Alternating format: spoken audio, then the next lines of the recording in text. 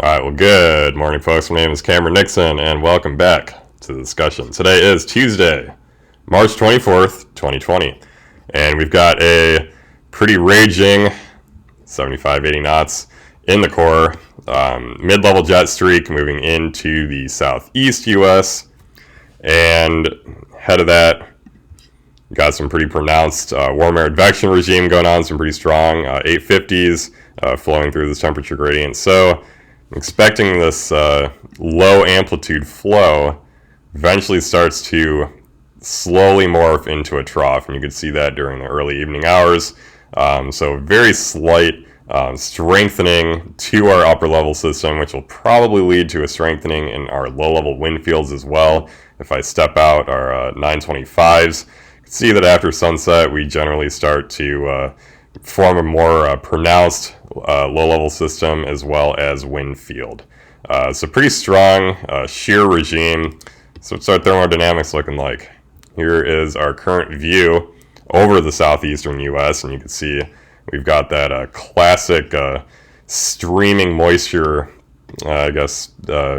fields and rows of cumulus. Generally, this is what you see before a southeast U.S. event.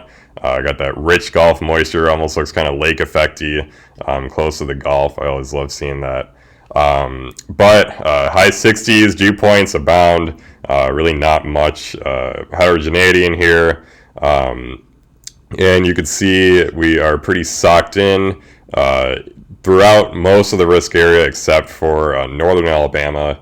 If we make this map even more messy and pull up composite radar, we've got some pretty hefty warm frontal elevated convection going on currently. So this will make it a little bit exponentially more difficult, to get atmospheric recovery, especially up into Tennessee. But it is definitely not out of the question later as we get our stronger low-level advective flow. We do also, I will turn this off for now, have a cold air damming regime over the southern Appalachians from that terrain blockage, and you can see we have our low to mid 50s temperatures working their way in this little wedge shaped area up here. So that is going to limit the spatial extent of convection as well as this warm front, or wherever our the tip of our moisture tongue or moist sector makes it up here.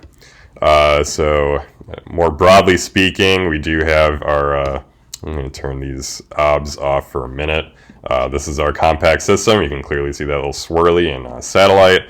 We got markings of a cold front here with that cooling near the low levels, and you get these clouds working its way down here. That is not going to be our focus for today. We also have some remnant outflow boundaries from this morning's convection. I do not think that is going to really play a role in initiating convection, but I do mostly think that this very diffuse kind of dry line pressure trough that we have here is going to be our main player. And if we zoom in a little bit more, you can see that it's not very well defined. We could pull up station plots, and we have mid 60s even behind this cloud field here. There's not much confluence. There's not much sharp contrast in temperatures. Very weak focus. That is going to be the theme for today. Weak forcing.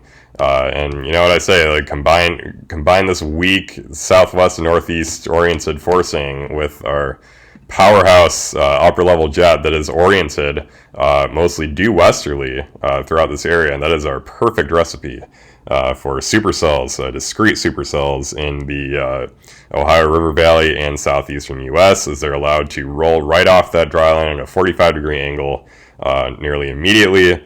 Not much left mover interaction as those are all shoved up north, if there are any, with these very large photographs. So pretty favorable environment for discrete convection. So will they become supercells?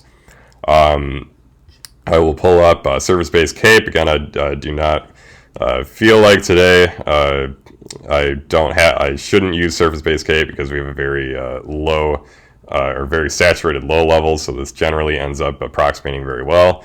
So we could step this out a little bit, and you can see this is actually a weird regime where you have most of your cape just along kind of your boundary. I've noticed this in dew point fields, as there tends to be some sort of like theta E nose that initiates your convection. Either way,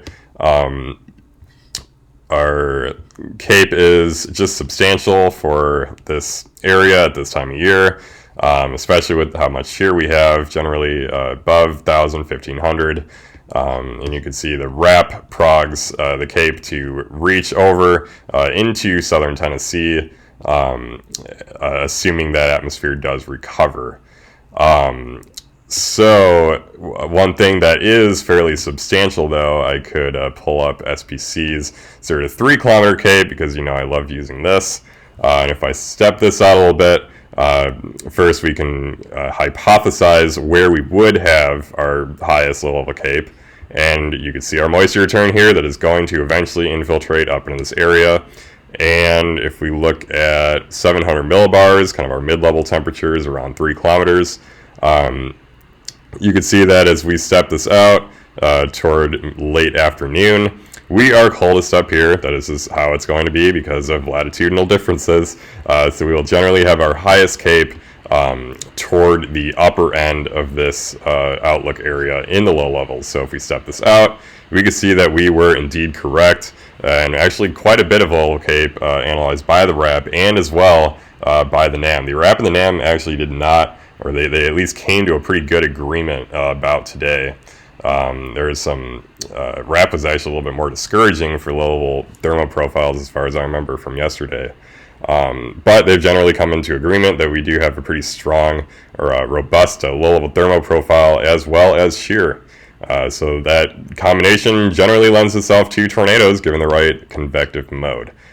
So we can pluck a few soundings throughout this area. Given our typical diurnal cycle and what has been modeled, I'm just going to assume convection will begin initiating somewhere around 4 or 5 p.m. So I could pluck a sounding or two near this weakly forest area at around 4 o'clock. And there is our rock and low level buoyancy. We got 142.3 cape and lots of low level SRH and some pretty long hodographs. These are pretty good, especially hail might be a little bit more of a threat than it normally is for this region. And this is definitely taken holistically a significant tornado sounding if a supercell were to last long enough.